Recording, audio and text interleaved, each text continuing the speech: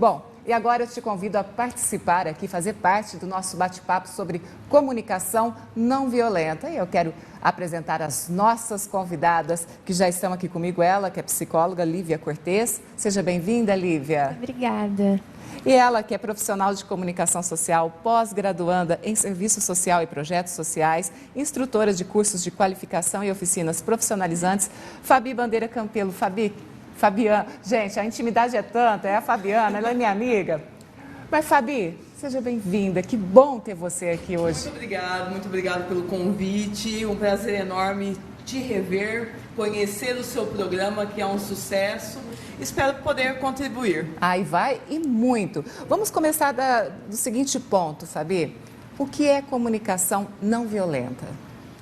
Existe uma linha muito tênue entre a comunicação não violenta e a comunicação assertiva. Deixando claro que quando nós falamos em comunicação não violenta, nem nós, nós temos a Lívia, psicóloga, eu que trabalho com comunicação social, você que trabalha com comunicação também, nós profissionais de comunicação também cometemos esse erro, às vezes, de fazer a comunicação violenta. Por quê? Porque é algo inerente do ser humano.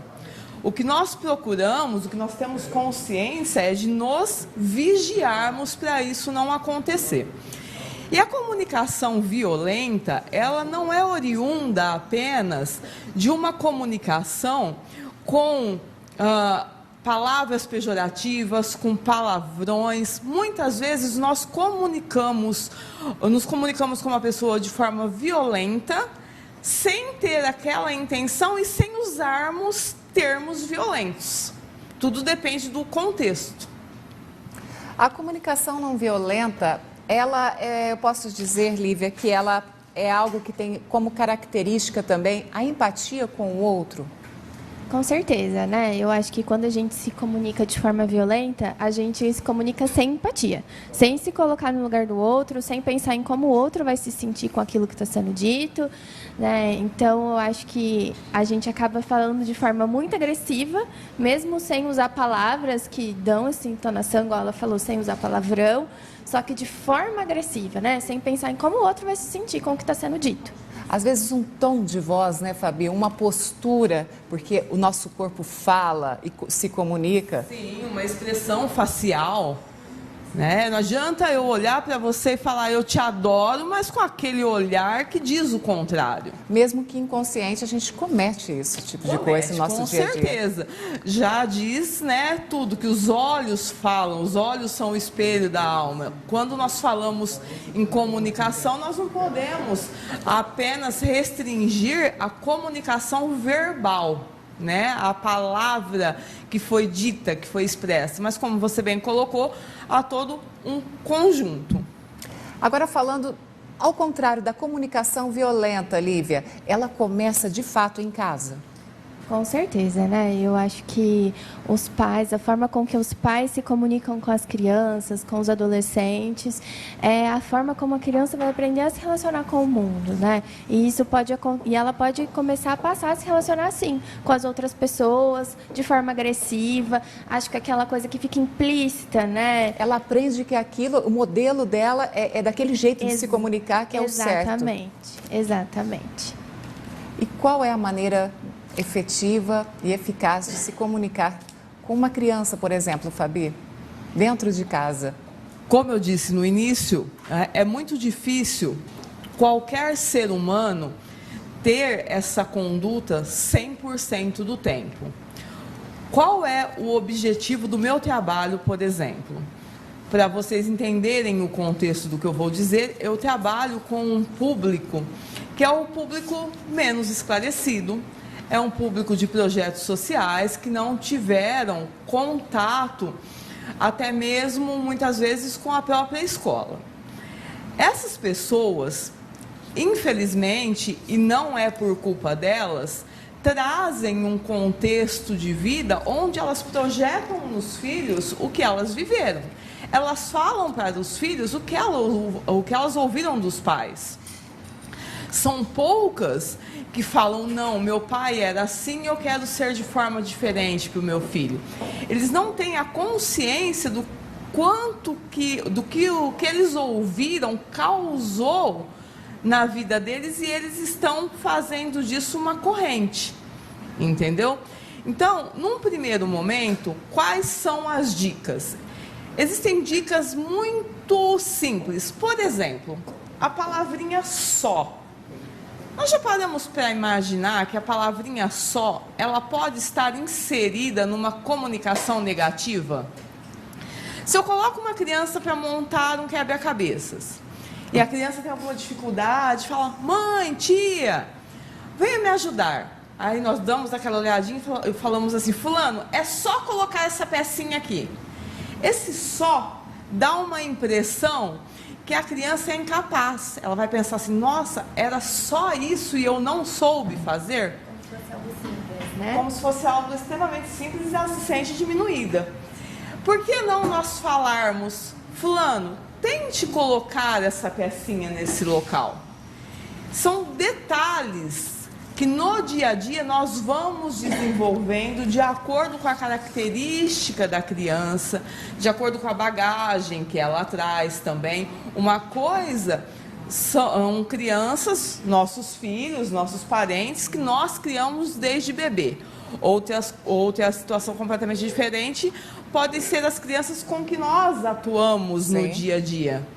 E é aí que eu percebo na prática o quanto que essa comunicação negativa, essa comunicação violenta cria crenças limitantes que prejudicam e muito o desenvolvimento dessas crianças. Para você que chegou agora no nosso Tá Com Tudo, hoje o nosso bate-papo aqui é sobre comunicação não violenta. Qual a sua opinião em relação a esse assunto? Participe aqui do nosso bate-papo através do nosso WhatsApp e também através das nossas redes sociais. Lívia, há mil e uma formas de dizer a mesma coisa com palavras diferentes, com jeitos diferentes. Eu acho, Lívia, a impressão que eu tenho que cada vez mais está faltando gentileza na comunicação interpessoal. A gentileza num gesto, a gentileza num bom dia, num boa tarde, num boa noite. E muitas vezes você pode ser interpretado até como uma pessoa boba, dependendo do ambiente que você está inserido.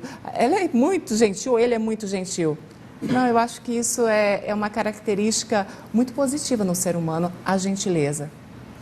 Com certeza, né? Eu acho que hoje em dia está faltando o olhar, como ela falou, né? A gente conversar olhando no olho, prestando atenção. Hoje a gente se comunica mexendo no celular, fazendo outras coisas, né? Prestando atenção, querendo fugir do assunto porque está com pressa. E a gente olhar para a pessoa, prestar atenção, agradecer, né? Fazer essa troca de fato, ter essa conversa mais atenciosa. Tá bem raro mesmo. Eu acho que a gente está vivendo num momento de pressa, de todo mundo cansado, estressado com coisas para resolver, e aí isso se perde, né? E aí cada um falta a empatia com o outro. Isso aí é lamentável quando se falta essa empatia com o próximo, né, Fabi? Extremamente, mesmo porque a empatia, ela não faz bem só para o outro. Ela faz bem para nós mesmos. Quantas vezes nós estamos andando pelas ruas e falamos um bom dia para uma pessoa que aos olhos da maioria é invisível? Nossa. E aquilo traz um afago ao nosso coração. O bom dia fez melhor para nós do que para aquela pessoa. Perfeitamente. Né? Infelizmente, no mundo de hoje, como a Lívia colocou, questão de celular, de trânsito, a correria do dia a dia, nós acabamos não enxergando, vendo, mas não enxergando as pessoas. E um bom dia pode literalmente mudar o dia daquele ser humano, né? Com certeza, Lívia. Foi bom a Fabi tocar nesse assunto, que é isso que acontece, faz tão bem, né? A gente pode mudar com um gesto tão simples o dia daquela pessoa. Muitas vezes até os pensamentos, às vezes a pessoa está invisível, como bem colocou a Fabi, e aí você fala, bom dia. Ela se sente tão bem e a gente se sente melhor ainda por isso. Com certeza, né? A gente se sente visto. quando Sim. o outro presta atenção na gente. Uma outra coisa que acontece na comunicação, de forma geral, não só apenas a comunicação não violenta ou a comunicação violenta, é o julgamento. A gente julga muito. Talvez o que a gente julga no próximo é aquilo que falta na gente. O que a gente identifica no outro dói na gente, né? E Sim. aí a gente acaba julgando, a gente acaba se colocando de uma forma até agressiva com o outro, com algo que às vezes a gente até reconhece, né? Sem perceber. Sim, essa questão do julgamento, gente, vamos tomar cuidado com isso, porque isso fere. Fere extremamente. Além do julgamento, o fato também que é comum, mas de descontarmos no outro um problema pré-existente. Eu posso, de repente, cometer uma comunicação violenta com você por estar estressada com problemas que você nem sabe que existem.